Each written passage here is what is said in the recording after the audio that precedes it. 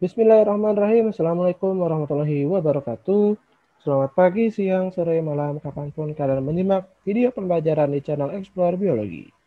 Pada video kali ini, kita akan melanjutkan materi pada bab evolusi. Jika di video sebelumnya, kita sudah membahas tentang teori asal-usul kehidupan, lalu teori evolusi, serta petunjuk adanya evolusi. Pada video kali ini kita akan lanjutkan pada mekanisme evolusi. Jadi bagaimana evolusi itu bisa terjadi? Ada beberapa mekanisme yang mungkin diperkirakan mengakibatkan terjadinya evolusi. Kita pelajari ya. Oke, yang pertama adalah seleksi alam. Kalau kita ngomong seleksi alam sebenarnya merupakan sebuah istilah yang sudah tidak asing lagi saya yakin. Tapi akan menjadi pertanyaan apa sih sebenarnya seleksi alam itu? Seleksi alam adalah seleksi yang terjadi ya di alam. Tapi apa yang terjadi di dalamnya? Yang terjadi di dalamnya adalah ada makhluk hidup yang mampu menyesuaikan diri atau beradaptasi dengan lingkungannya dan mampu mempunyai keturunan. Jadi indikatornya ada dua, yaitu dia mampu beradaptasi, itu satu, dan yang kedua dia mampu mempunyai keturunan. Nah, Pak, terus kalau yang nggak mampu gimana? Ya dia akan terseleksi, dia akan punah dengan sendirinya, gitu, karena dia tidak mampu menyesuaikan diri. Contoh, populasi seleksi alam populasi ngengat Biston betularia di Inggris. Jadi ceritanya ada dua jenis Biston betularia. Ya, ini saya gambarkan deh. Ada yang berwarna gelap. Nah, ini agak ini deh. Nah, ada yang berwarna gelap. Nah, ini saya gambarkan sebagai kotak aja biar jelas. Dan ada yang berwarna terang.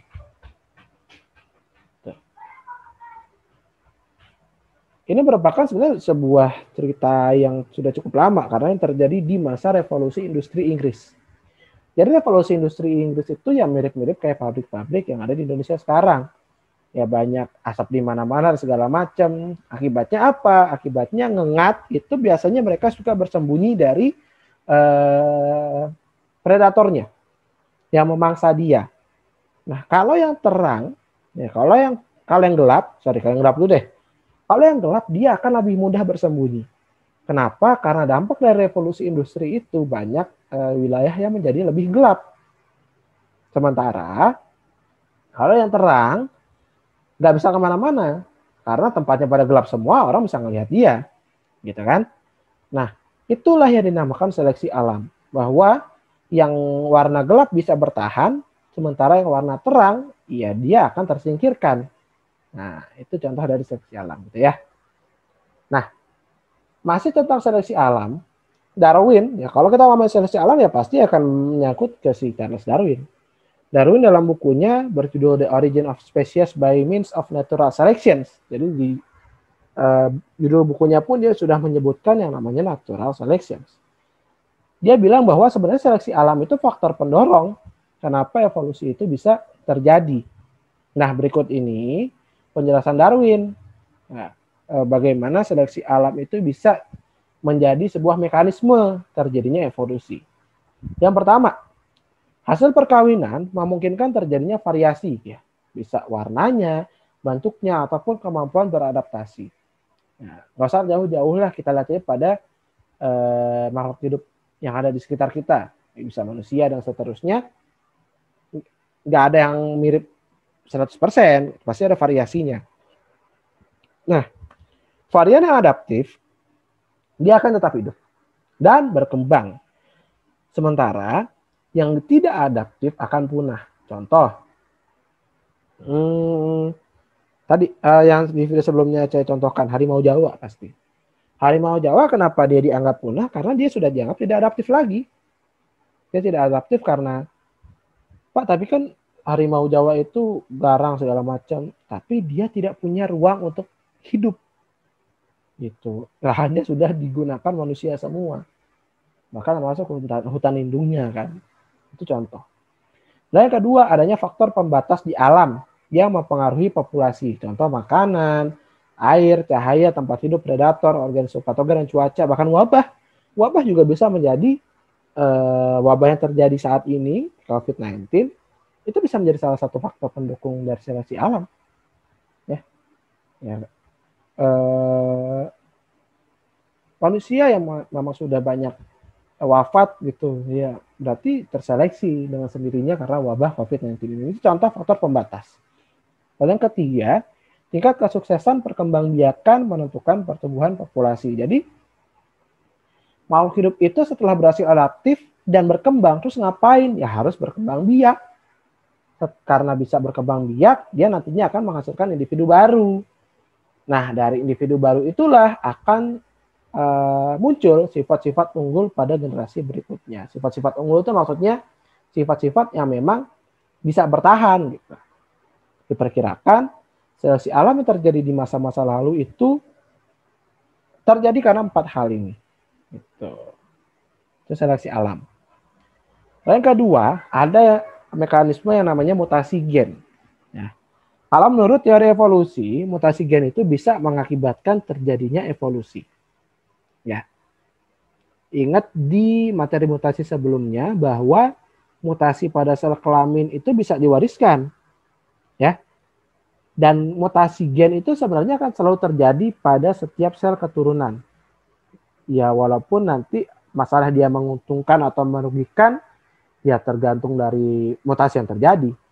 Kalau sifat barunya itu bisa beradaptasi, gitu kan, atau nama lainnya kemarin kita sebut sebagai mutasi maju, maka individunya bisa terus hidup dan mewariskan mutasinya tadi, gitu.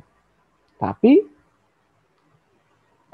jika terjadi sebaliknya, ya tentu akan mengakibatkan dia tidak bisa bertahan. Nah, mutasi ini kalau terjadi terus menerus, gitu kan, pada keturunan selanjutnya, kedua, ketiga, keempat, 1000 selanjutnya, tentu akan muncul spesies baru karena susunan basa nitrogennya, susunan gennya sudah berbeda sama sekali dengan nenek moyangnya dia. Gitu, kebayang? Semoga kebayang ya. Jadi tadinya misal kita ambil contoh, saya jelaskan lagi biar lebih terbayang. Misalnya kita ada 1000 pasang basa nitrogen. Ini dari nomor 1 sampai nomor 1000. Semoga masih terlihat ya. Misalnya setelah 10 generasi ternyata nomor 5 sampai 9 kena mutasi, nomor 136 kena mutasi. Nah, itu kan mengakibatkan perbedaan. Itu baru dari 10 generasi. Sampai 100 generasi nanti siapa tahu mutasinya bisa sampai 100 gen. Nah, itulah yang dibilang nantinya mungkin dia akan mengakibatkan susunan basa nitrogen atau gen yang berbeda persis ya dengan nenek moyangnya dia, karena mutasi gen, ingat, nggak cuma substitusi aja, siapa tahu bisa delesi, bisa duplikasi. Nah, dicek lagi deh di video sebelumnya ya tentang mutasi gen. Nah, yang ketiga adalah spesiasi. Apa itu spesiasi? Spesiasi itu proses pembentukan makhluk hidup. Nah, spesies itu bisa terbentuk ya, spesies baru itu bisa terbentuk kalau ada beberapa persyaratan. Yang pertama, perubahan lingkungan secara ekstrim. Ya, siapa tahu misalnya kutub utara nanti jadi kayak gurun pasir, kita nggak tahu apa yang terjadi pada ribuan tahun mendatang kan gitu. Lalu adanya relung atau nisia yang kosong. Relung itu tempat untuk berkembang biak, tempat untuk mencari makan yang memang belum ada penghuninya sama sekali. Nah, kalau ini mungkin sekarang agak berat ya, karena mungkin hampir seluruh bagian bumi sudah terisi. Dan adanya keanekaragaman di dalam suatu kelompok. Nah, spesiasi ini bisa ditinjau dari 4 proses. Yaitu yang pertama, isolasi geografi. Isolasi geografi sesuai namanya, isolasi kan sebuah kata yang sekarang lagi ngetren ya. Isolasi geografi, jadi dia nggak bisa kemana-mana. Makhluk hidup tersebut tidak bisa berpindah. Secara simpelnya penjelasannya kayak gitu. Sementara kalau isolasi reproduksi, tidak ada perkawinan secara acak. Jadi ya sama dia terus. Yang spesies sama terus-menerus, variasinya sama terus-menerus reproduksinya. Lalu ketiga, domestikasi. Nah, domestikasi adalah menjinakkan hewan liar atau membudidayakan tumbuhan liar di tempat yang kondisinya berbeda dengan habitat alaminya. Jadi, domestikasi itu sebenarnya tidak baik. Domestikasi, mungkin ada public figure yang mengkampanyekan untuk memelihara hewan liar. Justru sebenarnya itu merupakan sebuah proses yang mengganggu proses evolusi, karena ya bisa membuat keturunannya jadi tidak mempunyai insting lagi dan seterusnya. Lalu yang keempat adalah poliploidi. Jadi nantinya individu itu punya jumlah kromosom yang lebih banyak atau lebih sedikit. Dan yang terakhir yaitu frekuensi gen dalam populasi, atau kita akan bahas dengan nama hukum Hardy-Weinberg. Saya jelaskan secara prosesnya. Nanti di slide selanjutnya ada contoh penghitungannya, tapi jika saya sempat akan saya buatkan video tersendiri tentang hukum Hardy-Weinberg ini. Ya. Jadi hukum ini menyatakan bahwa frekuensi alel dan frekuensi genotip dalam satu populasi ke generasi seterusnya itu biasanya akan tetap konstan, tapi dengan 7 syarat. Dan ini tidak boleh ditawar. Yang pertama, populasinya besar nggak terbatas. Tidak terbatas itu bukan berarti dia kalau di matematika jadi tidak terbatas gitu ya. Tapi banyak, mungkin berjuta-juta atau beratusan ribu, itu banyak. Nah, yang kedua, populasinya tertutup. Nggak ada imigrasi, nggak ada yang masuk ataupun nggak ada yang keluar. Itu syarat yang kedua. Nah, ini contohnya, misal mungkin bisa terjadi pada masyarakat Baduy. Ya kan, mereka tidak menerima tamu dari luar atau orang luar untuk masuk untuk tinggal atau sebaliknya kan. Lalu yang ketiga, tidak terjadi mutasi. Nah, pengecualian kalau mutasinya itu terjadi setara atau seimbang antara mutasi maju sama mutasi mundur. Nah, yang keempat, tidak terjadi seleksi. Jadi ya semuanya sama. Semuanya bisa beradaptasi semua. Lalu yang kelima, perkawinan antar individu terjadi secara acak. Jadi acak aja. Nggak boleh diatur. Misalnya, oh ini kamu kulit putih, menikah aja sama kulit putih juga. Ya jangan. Tapi biarin aja secara acak. Gitu. Lalu yang keenam, meiosis dalam gametogenesisnya normal, yaitu di pembelahan sel, cek di video sebelumnya. Dan yang ketujuh, setiap individu punya dua hal yang sama lagi, yaitu kemampuan hidup atau viabilitas dan kemampuan bereproduksi atau fertilitas yang sama. Jadi nggak boleh ada yang dalam tanda kutip kalau bahasa orang awam itu mandul atau steril. Nah, itu nggak boleh. Jadi kalau mau semuanya bisa berkembang biak, ya semuanya harus bisa. Kalau kata Hardy-Weinberg kayak gitu. Nah, rumusnya, waduh ketemu rumus nih. Nanti secara detail mungkin saya akan buatkan di video tersendiri. Jadi rumusnya itu ada dua. Ini kita bicara kalau hanya dua sifat berbeda, ya, atau 2-4 sifat berbeda. Karena nanti di golongan darah beda lagi rumusnya. Tapi intinya rumusnya ada dua, yaitu P kuadrat plus 2PQ plus Q kuadrat sama dengan 1, dan P plus Q sama dengan 1. Dengan keterangan P itu frekuensi alel dominan. Ya.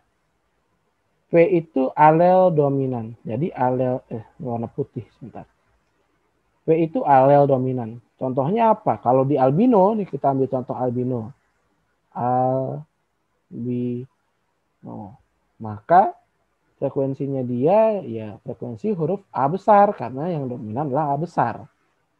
Sementara kalau yang resesif dia A kecil. Nah, kalau P kuadrat ya berarti A tinggal diganti aja P-nya sebagai A.